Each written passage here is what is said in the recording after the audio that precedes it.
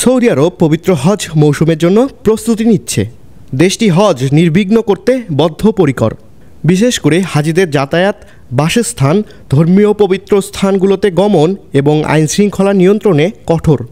ফলে স্বাভাবিক সময়ের তুলনায় হজের মৌসুমে সৌদি নাগরিক এবং বিদেশিদের জন্য নানা ধরনের নিষেধাজ্ঞা জারি করে সরকার। সম্প্রতি বাংলাদেশ সহ ১৩ দেশের ওপর ভিসা নিষেধাজ্ঞা দিয়েছে সৌদি আরব।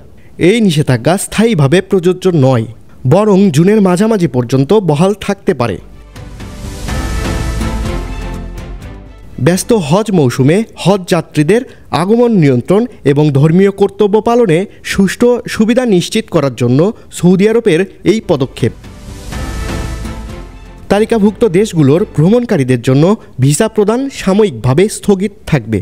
এই স্থগিতাদেশের অন্তর্ভুক্ত থাকবে উমরাহ, ব্যবসায়িক এবং পারিবারিক ভিসা সহ বিভিন্ন ভিসা। তবে যাদের উমরাহ ভিসা আছে তারা ১৩ এপ্রিল পর্যন্ত সৌদি আরবে প্রবেশ করতে পারবেন। এই তারিখের পরে কোনো উমরাহ ভিসাধারী সৌদি আরবে প্রবেশ করতে পারবেন না। ভিসা নিষেধাজ্ঞার পেছনে আসন্ন হজ মৌসুম ছাড়া থাকতে পারে অন্য কূটনৈতিক কারণও। কূটনৈতিক হিসাব নিকাশ বাদ দিলে মূলত দুটি বড় কারণ সামনে আসে। আগের বছরগুলোতে মানুষ ভিসা নিয়ে হজ মৌসুমে সৌদি আরবে এসে অবৈধভাবে হজে অংশ নেন।